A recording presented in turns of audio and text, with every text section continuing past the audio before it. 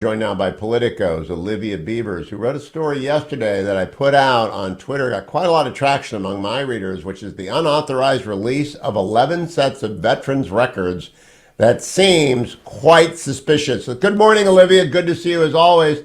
Tell the audience about what you discovered, because that's quite a little scoop you got there.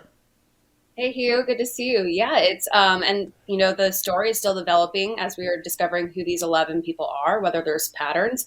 But essentially, uh, Congressman Bacon and Congressman Zach Nunn, who are two Republicans who were in battleground districts, they basically were told by the U.S. Air Force that they had information, their personnel military records released to a third party, which has Democratic ties, and it was improperly done. So this third party was representing themselves as seeking their information for employment and other purposes, and so they released these military records, which presumably could have been used against them in the midterm campaign cycle. And the Air Force basically decided to investigate after it found that it had improperly released records of Jennifer Ruth Green, who was a sort of promising looking candidate in Indiana for Republicans, and she had her military records released. They decided to investigate, and they found that 11 people total had their information released improperly, and it all largely seemed to be to this third party group called the Due Diligence Group. We The don't due know if diligence the group exact. is believed to be Democratic operatives. Is that what we think it is? So there was a letter that was sent from the Air Force to Congressman Bacon, and they named the individual, which is Abraham Payton, and he used to work at American Bridge, and that has strong Democratic ties. Oh. There was Oh. also, yes, yes. So if you know that, like that is a very Democratic leaning group, and we also found that there was about $110,000 paid from the DCCC, the House Democratic campaign arm, to the due diligence group during the last midterm cycle. All So right, Olivia, I there want to is, pause here for everyone to understand. yeah. What may be going on here is Democratic operatives flummoxed or hoodwinked or had cooperation within the Pentagon to release the records on would-be Republican members of Congress. Jen Ruth Green, frequently a guest on this show. I hope she moves to Jim Banks' district and runs for the Jim Banks state because she's a great candidate. Does the Air Force name names? Because someone's going to get fired at the Air Force. Somebody should not be giving away veterans personnel records to oppo researchers if they run for Congress. And that's if the other 10 are people involved in politics, boy, do you have a blockbuster.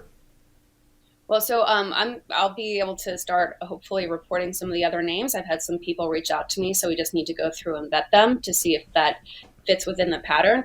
The Air Force is defending that they said that they didn't see any bad motivations or criminal motivations, but they did need to strengthen their process in terms of releasing this information. But the other component that they pointed to was that the person seeking it was doing it under false pretenses, which was that they were coming with Don Bacon's social security number and saying that they were seeking information, uh, you know, You to. know, that violates 28 USC 1001, the False Statements Act.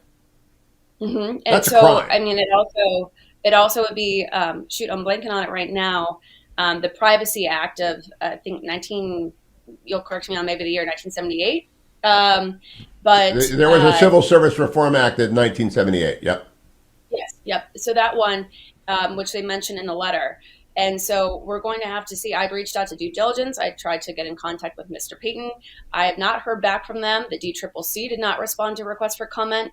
Some of the things that we're still seeing developing here is whether the Air Force has notified all of the 11 people by the time that I sent them my request for comment last week, and uh, whether who the rest of the 11 are and if there's a trend there. So Oh, it's obviously, sort a of. pattern, one could be a mistake. A pattern of 11, if they are all Republicans running for Congress, and I don't think they will be.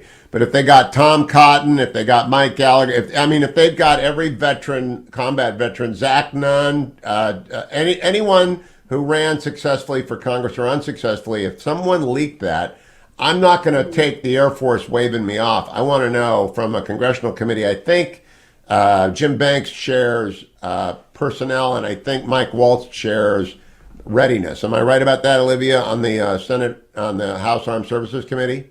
I believe so, but it's already sort of being investigated by Mike Rogers. He sent a letter to the Air Force asking for the information of who these 11 people were. And so is James Comer, who's the oversight chairman. And so they're both asking for information by February 27th. They want to know if any punishments or any firings have taken place from the Air Force personnel who released these records, what they're doing to sort of safeguard going forward, and whether, I guess, What more about the information about. weaponization of the federal government subcommittee? Does Jim Jordan have a role in this? Because that's weaponizing the federal government if someone cooperated with a Democratic operative to get the dirt on military veterans. I haven't heard that he's involved. And when I got a statement from the speaker's office, he pointed to oversight and armed services. But I imagine that you're going to be seeing, as this starts to develop, different committees finding different areas to work in. Was this across Olivia military? Beavers, you're on it. You've got the scoop of the week at Olivia_Beavers. Follow her on Twitter. Thank you, Olivia. Talk to you next week.